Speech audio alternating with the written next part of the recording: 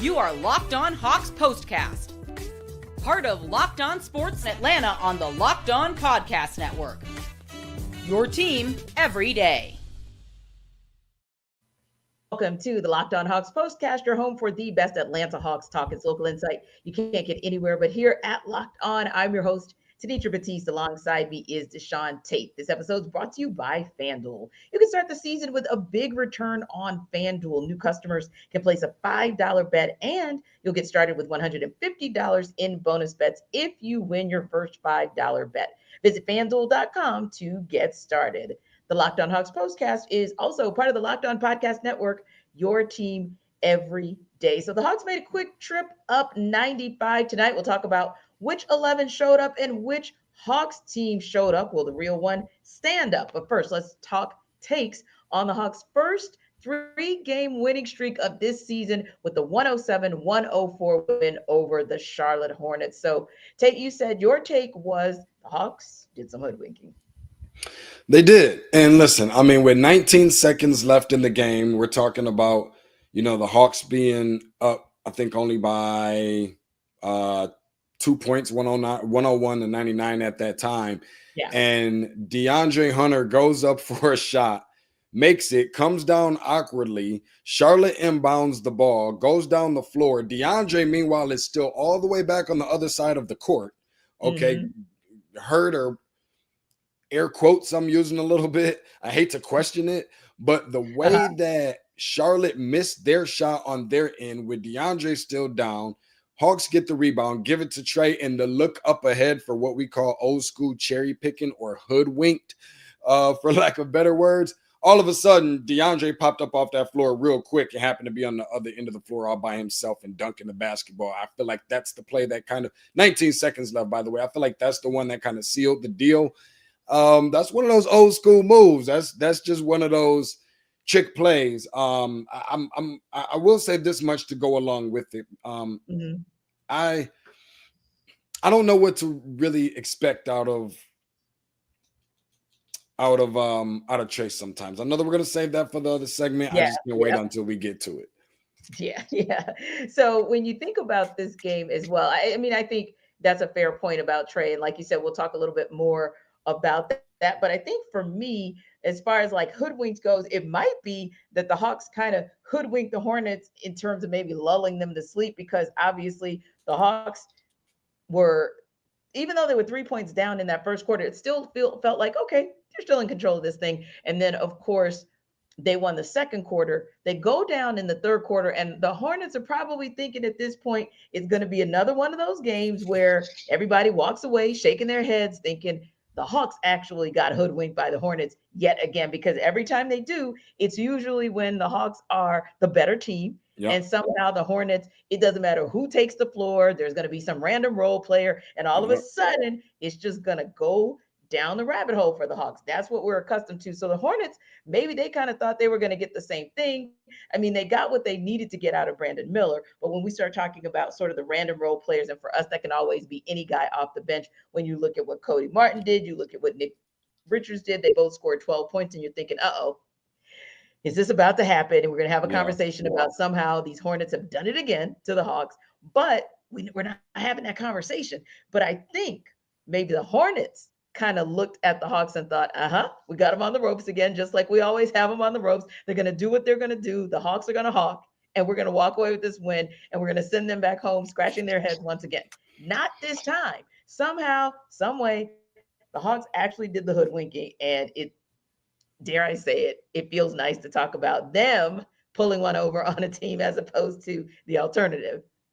That's true. And you know what, Tenitra, you mentioned a couple of things. I think one of them being how, it was like, when you have those random, role play, like I feel like this was one of those instances where it was like all random role players that were playing on tonight. You didn't have Lamelo Ball. You didn't have Trey Mann, who's been playing very well for them, obviously. Miles Bridges, another big piece for this team, didn't play. They just got Richards back into the lineup. And they had Brandon Miller. They did have Brandon Miller. I think that it's kind of sad that we're even having conversations about how close this is. Like, we talk a lot about not being a a team that utilizes or applies the narrative of like moral victories and things like that when they lose. But like, I'll be honest, in some ways, this kind of felt a little bit like a loss because it shouldn't have been a game that was this close. Like I know that we use that, any given Sunday, and when it comes to football, basketball, you hear Trey and some of the other guys always talk about this is the NBA. It could happen to any team and things like that. I know girls make fights and all these other fancy things that you can put up there. But when I saw this game, I'm not saying overlooking Charlotte, but I still feel really confident with the players that Atlanta had on the floor that they should have taken care of business a little bit more. So how dare I kind of feel some type of way about them maybe not winning by enough points? It wasn't even necessarily that. I just think that it was about the way that they played, especially on the defensive side. Some of those guys look like they were out there and doing whatever that they wanted to. And I'm not sure I saw the Atlanta pride that I really needed to see. That's interesting because I don't feel that way. I don't feel like it was a loss at all. Like, I don't feel like the win felt like a loss. I feel like the win felt like a win because it's Charlotte. Charlotte is the same pesky team. Like, those Washington Wizards are pesky and they beat the Hawks and we scratch our heads. And oh my God, didn't we have this conversation that was the weirdest stat of all time where the Cleveland Cavaliers and the Boston Celtics have only been beaten by one team so far this season, and it's the Atlanta Hawks. Oh, that same team that actually lost twice back-to-back to the Washington Hornets, which we will talk about, or the Washington Wizards, which we will talk about soon enough, right? But we're not having that conversation about them with the Hornets. This is a conversation that we always have. So for me, it feels good that they actually won. It felt like a win because we didn't know, let's just be honest, after they put out the type of effort they had to put out to get a win over Cleveland Wednesday in Cleveland, turn around and get a win over the Cavs in Atlanta Friday night, and then get back on the road to go to the pesky Hornets Saturday. I don't really care who the Hornets put on the floor. The Hawks got a win against a team that bothers them the way that they bother them. So I am okay, and I'm okay with the fact that it was one that was too close for comfort, because here's the thing, and this is my take. The Hawks beat a team they should beat after beating a team twice that most say they shouldn't have. That's not something that we get to talk about for these Hawks very often. So for me, I guess I kind of look at it like one of those where, oh, they had to kind of gut it out. Oh, this is going to be wire to wire. But somehow, some way, they gutted it out. And if you think about the fact that they're one step closer to being able to play in the cup and not have to go through, what's the round that I'm talking, that first round that you can avoid if things go their way, and that if they did what they were supposed to do, which they did, and then now they're kind of waiting to see what's going to happen in a couple of other games. I feel like that's all you can ask of this Hawks team, because let's just be honest, nobody was thinking about or talking about the Hawks even making it in the cup play just about 4 or 5 days ago after that West Coast trip, and yet here we are. Yeah, no, I agree with you on that. And I'm kind of rethinking it a little bit. I definitely feel you on that. Certainly still feel a little bit my own way, but I see you trying to sway me a little bit. And I agree with you. I mean, listen, especially because this is a team that always seems like it has the Hawks number, then it does kind of give that feel of, you know what, as we always say, a win is a win is a win. And they ended up walking away with being able to get a win and getting back on the bus, and obviously getting ready to prepare for a big-time game on Monday. And how about this? That's a great way to be able to close out November, is with a win. So nobody's going to, eat your lunch for that. Ooh, I like it. I like it a lot because, when you think about where this Hawks team is, and again, I say 5 days ago, 6 days ago, let's not act like it was a pretty place, because it wasn't, but where they are now. And when I say it wasn't a pretty place, meaning it was one of those where, the Bulls are kind of pesky too when the Bulls they are. They are. Yeah, so we can put them in the pesky category as well, right? And yet we're putting them in the pesky category, but putting the Pelicans in, I'm sorry, not the Pelicans, the Wizards and the Hornets in that category, but yet the Hawks have found a way to beat one of those pesky teams. So I don't know, DeShaun, maybe I'm kind of looking at it with a little bit of a glass half full and hoping that they're going to beat the next go round. When they take on the Wizards, they'll beat them, and then they'll start to show us that they can take on those pesky teams that always seem to get them and beat them, in addition to the teams that maybe we don't think they should beat, and then they actually do. But there was something interesting that happened in tonight's win that DeShaun's kind of been seeing a couple times in the last couple of wins, and it makes him kind of scratch his head. We'll talk about that when we discuss it in the and one.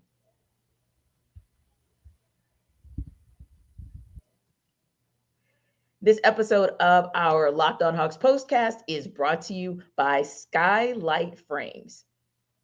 So think about this. You know, we're coming up on the holiday season, and you're probably trying to find a gift for someone special or even for a group of people. So if you come from a big family, I don't, but some do, it can be hard and expensive to buy each one a personal gift for the holidays. Planning to celebrate the holidays with your friend group and want to surprise them all with something a bit more special and meaningful than maybe a little alcohol this year? Well, we've got the perfect gift for you. Skylight Frame is the touchscreen digital photo frame your whole family will love. Upload thousands of photos with your phone and watch them appear in seconds. It's so easy to use, seamless sharing where you can invite friends and family to easily share photos via the free Skylight mobile app or email. No account or subscription is required, and you can add new photos straight from your phone from anywhere. It only takes a tap on your phone to send new photos to a frame across the country. It's the fastest, easiest way to keep loved ones in the loop. They'll feel so much more connected to you. And now, as a special limited time offer for our listeners, get $20 off your purchase of a Skylight frame when you go to skylightframe.com/NBA. That's SKYLIGHTFRAME.com/NBA and get $20 off your purchase now at skylightframe.com/NBA.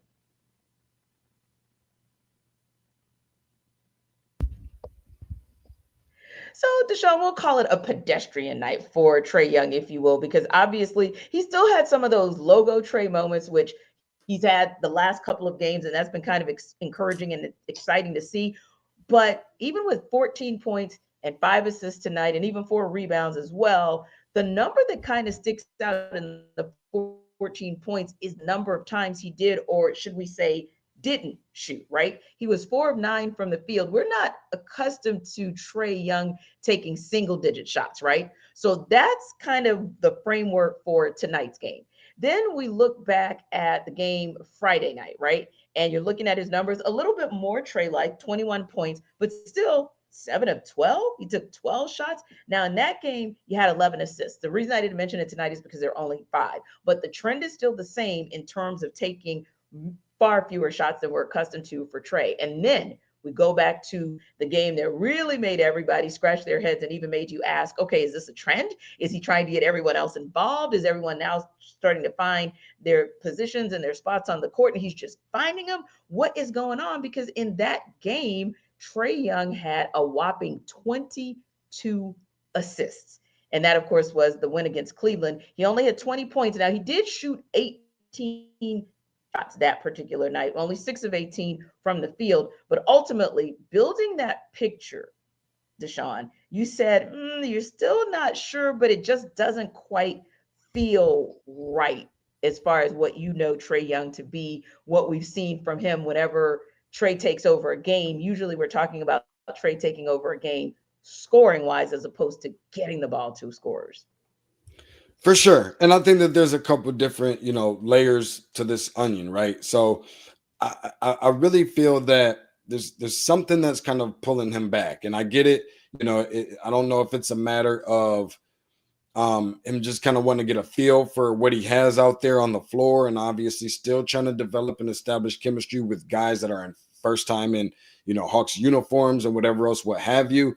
He is the kind of guy that many people there's really no way around the fact that you're not going to love certain things about his game, because if it's not that he's shooting with, a logo 3 with 17 seconds still left on the clock, as I always say, or the fact that, he's just deciding to appear like he's trying to be too selective, if there's a such thing, with some of his shots. And I don't know what it's about. I'd love to see a little bit more balance. And I love the idea that he's getting other guys involved and different things like that. Appreciate the hygienist for this mention, saying that he has the help and he loves it.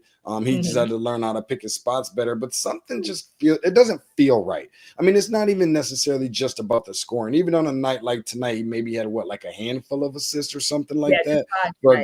for a guy that averages in the last 2 games, I think he's had averaged 16 assists. So Yes. again, I don't want it to be like a damn if you do, damn if you don't kind of thing, but it does feel like there's just like more to it. And thank God that they didn't lose this game, because that's where all the fingers would have been pointed, kind of like the quarterback in football, where you get all the praise for the wins and you get all the criticism for the loss. But this one would have been deserved. Now, I know we don't love the idea of talking about what if, right? Because they actually won this game, but I just don't. I'm okay with it until it gets to a point where we need Trey to be Trey-like.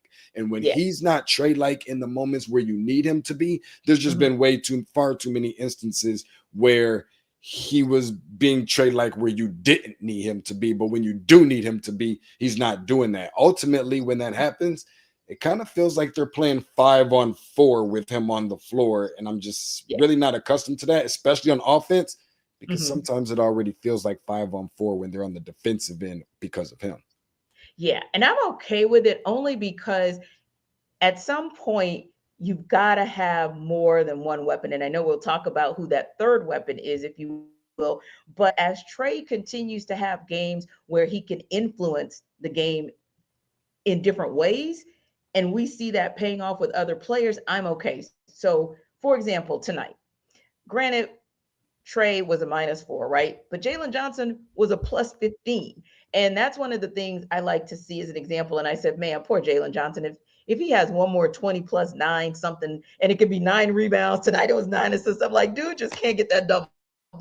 But that's okay. I love the fact that each night he's closing in on a double with a different secondary stat, right? So I think that's why I'm okay with it going the way it has for Trey, because meaning that some nights he will be the top scorer, but many nights thus far this season, he's not been the top scorer on this team. But if he's getting a guy like Jalen Johnson involved the way we know Jalen Johnson can be involved, and we are seeing it on a consistent basis from a Jalen Johnson, because we're talking about Jalen scoring 20 tonight, scored 20 a couple nights ago, and then, of course, scored 22 a couple nights before that. I'm good with that. So I guess for me, as long as everybody else is doing their job, maybe this is the first time in recent memory that Trey feels like he does not have to be Superman. We don't want him to be Clark Kent, but he doesn't have to be Superman every single night. So for me, I'm kind of liking it. I'm okay with it. Yeah, no, that's a good point. And I'll tell you something else. And could it have something to do? And of course, I don't know by any means, but I think we were having a conversation like a week ago or last week, less than a week ago, about how was there like kind of a somewhat like looming injury or something where something wasn't feeling good or something wasn't feeling right, or whatever the case may be. That could have a little bit of a piece to do with it. And it kind of reminds me of that, because he exited the game on tonight with 4 minutes and 43 seconds left in the third quarter. The score was 70-69. They sat him down. And he didn't come back into the game until there was 7 minutes and 15 seconds left remaining in the fourth quarter, where the score was 89-81.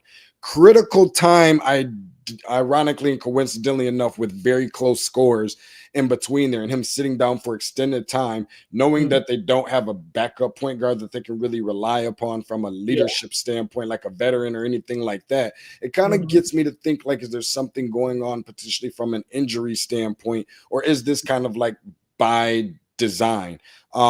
And in the event, and he does deserve some credit for playing and everything else when he could take advantage of load management, especially against teams like the Charlotte Hornets, where he's still deciding to play. Part of that could be because your all-star availability or participation, I think, is limited. I think in the NBA, if you don't play a certain amount of games, or maybe that's don't get the all NBA awards that come along with, little extra money or whatever else the case may be.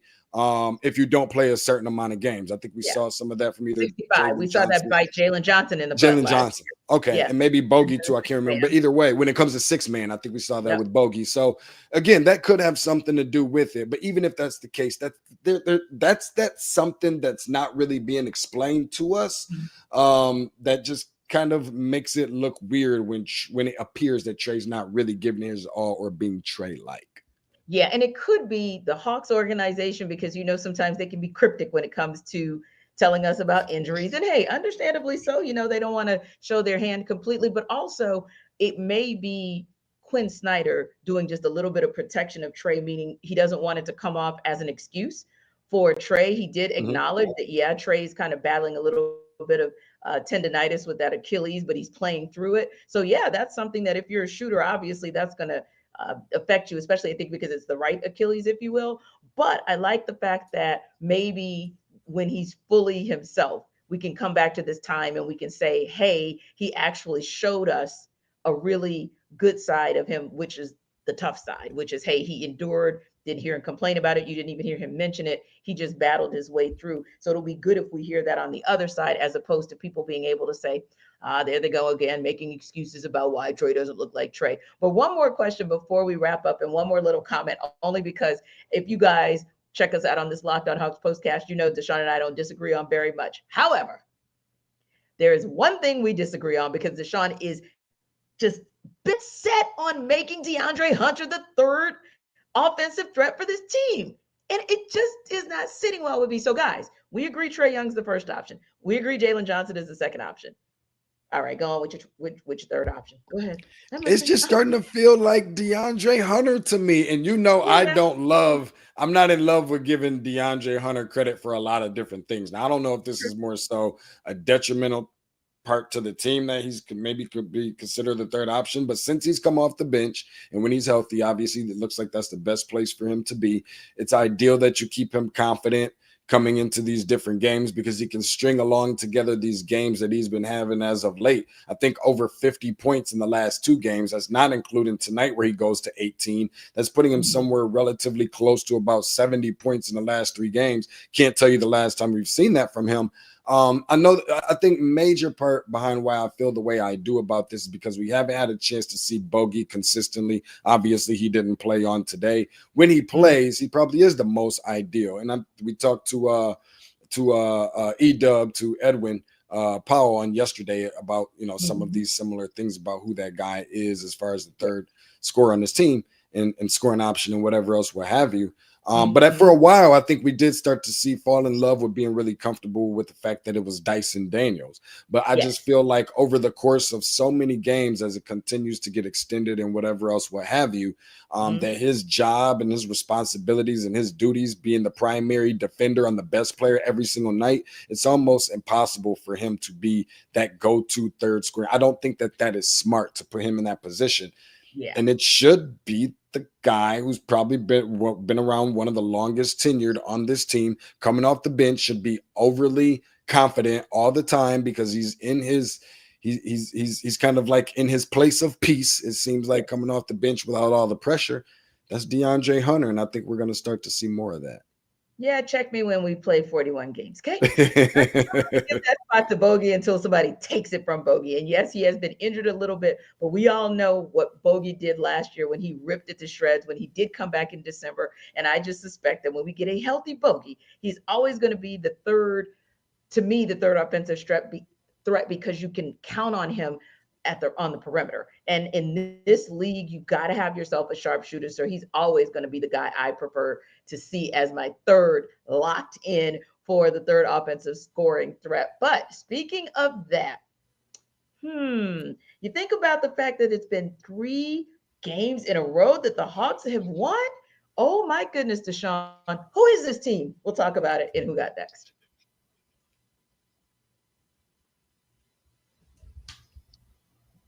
This episode of our Locked On Hawks postcast is brought to you by FanDuel. Get ready to tackle the NFL action with FanDuel, America's #1 sportsbook, because right now, new customers can bet $5 and get $150 in bonus bets if you win your first $5 bet. So the FanDuel Sportsbook app gives you everything you need to place live bets on the NFL all in one place. Now, when you get a hunch in the middle of the game, you can check out the latest stats, view live play-by-play, and so much more on the same page where you place your bets. Just visit FanDuel.com to join today. Again, you'll get started with $150 in bonus bets if you win your first $5 bet. So go to FanDuel.com and never waste a hunch and make every moment more with FanDuel. The FanDuel Sportsbook app gives you everything you need to place live bets on the NFL all in one place. So why not go for it? FanDuel is an official sportsbook partner of the NFL. And of course, FanDuel is America's #1 sportsbook.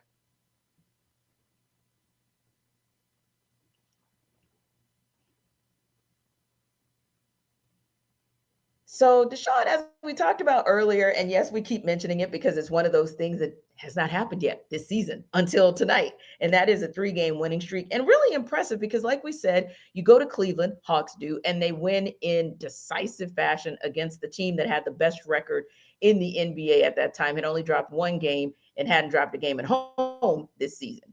And to make sure we understand that it's not a fluke, a little bit closer game Friday night at home or Friday afternoon at State Farm Arena, but the Hawks did it again. So 2 quality wins against the top team in the NBA, and then you come and you get a win against the pesky Charlotte Hornets.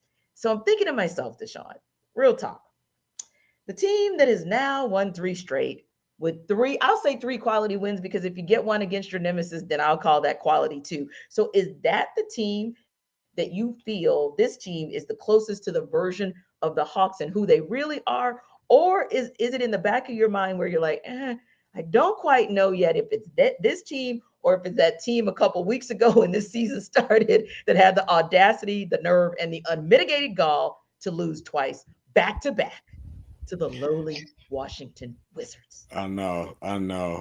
Thanks for the reminder, by the way. I don't, you know what? I like, the verdict is still out. I still have my reservations. I don't want to be the Debbie Downer or whatever, what have you, but I do still have my reservations about that, because those things are things that happen and it wasn't really that long ago. Now, I do think that it's gotten better with obviously bringing Hunter back. Inevitably, that's going to happen because some of those games he didn't play. Bogey in the same breath, you know, even though he didn't play today, I feel better about where he is in terms of him playing today versus, you know, where I felt like the team was at then, and still trying to get their chemistry and legs under them and everything else, right? But even when that team is completely healthy, sometimes I still just kind of have some of those concerns, especially having concerns if I don't know, and I know we don't say this often, but I don't know exactly what I'm going to get out of the guy who most people typically feel like they know. If they don't get anything else out of him, like him, love him, hate him, good, bad, whatever, you know what you're going to get out of somebody like a Trae Young. You know, at least if not nothing else, he's going to take shots, because that's just what Trae Young does. That's what you drafted him here for. So I have my reservations about it, but I'm really interested to see how it's going to pan out.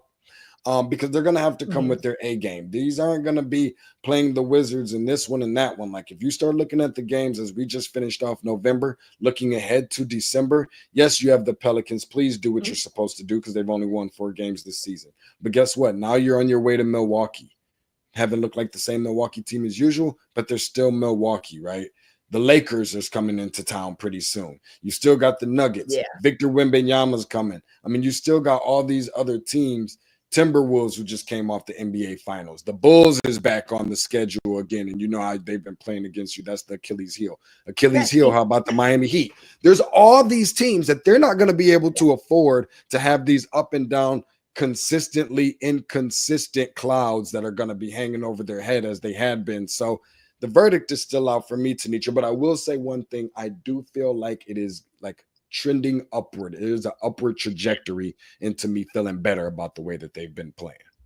Yeah, and I think that is a very safe way to go. But I agree with you on going safe, that they're trending upward. We don't want to get too excited because, I mean, it is just 3 games. And yes, 2 of those were against the Cavaliers. But again, you got to be really careful because you don't know. I don't know. Maybe you feel better if it's 4 straight, 5 straight, or even if it's 5 out of 7, then you start to say, okay, not just trending up, but maybe it's a full-on trend. But here's something that I thought was interesting. Not that I agree with the comments, by the way, but I do agree with maybe the defending of, not the comments, but the defending of Trae Young and the Hawks. So apparently on a recent podcast, Austin Rivers talked about how he felt about Trae Young, right? And he says, quote, let's see, it was an episode of Off the Guard. That's the podcast. And he said, quote, I haven't seen Trae Young play a meaningful game since God knows when. Every time I turn on the Hawks game, it's a game that nobody gives a whoo about who wins. You're not going anywhere. Get out of there. But then the guy who came back, the author of the article, Ben Grunnett, over at Soaring Down South, I like what he said in the defense of Trae for that particular argument, but also I think it goes to what you're saying about the trending up piece and maybe why we're seeing a different kind of Trae this season. And one of the things he was saying is, hey, maybe you look at key wins against the Celtics and the Cavs. And you look at the fact that maybe what we're starting to see is a Trae Young who has helped the Hawks to secure a spot in the knockout rounds. That's what I was trying to say earlier. In the knockout rounds, at least with the NBA Cup, and maybe even he can be a little bit higher up, or the team can be a little bit higher up on the chain. But the other thing he says is, in his opinion, and I tend to agree, Young and his teammates are starting to find their rhythm. So he's looking at the young core of this team and saying that's why he feels like this team is not just trending up, but that they're going to keep trending in the right direction. So that's kind of why I think, as much as I don't want to get too excited about the 3-game winning streak, I thought that Ben made some excellent points about why this team is kind of looking like it does, and the fact that as a young core, as they get better acquainted with one another, the chemistry on the court and even the chemistry off the court, then we're going to start to see this become a more consistent team. Right now, speaking of challenges, ups and downs, new teams, etc., well, we know who the Hawks host Monday night. The New Orleans Pelicans. We know what that means. It's the return of 5. Dejounte Murray will be back in the A for the first time since he was traded to New Orleans this past summer. So what do you think the reception for DJ will be as far as the fans go, but also his teammates? I think that it will be positive, especially considering the fact that when you had those moments where there wasn't a Trae Young on the floor for those, I think, 20-something games, I always forget, but that Dejounte Murray was the one to have to lead this team. The kind of reaction that he was getting from those teammates at this time, although some of them I understand may not be on the roster anymore, but just what he was doing and how he was doing it, it was very, very positive. Guys were celebrating around one another. And so he always seemed to be a fan favorite, not only for this particular team, amongst like his colleagues and so forth, but also with this fan base. Being a guy that was able to play both sides of the ball, being a guy that did any and everything that it took in order to come away with a victory and just laid it all out there on the floor. Not to say other guys didn't, but that we know for a fact that it felt like he was one that you didn't have to question was doing that. So overall, I think it'll be a good reception. We appreciate him being in Atlanta Hawks uniform. I don't know if they're going to go as far as doing like a tribute type of thing for him, appreciation for him being back in the Hawks uniform.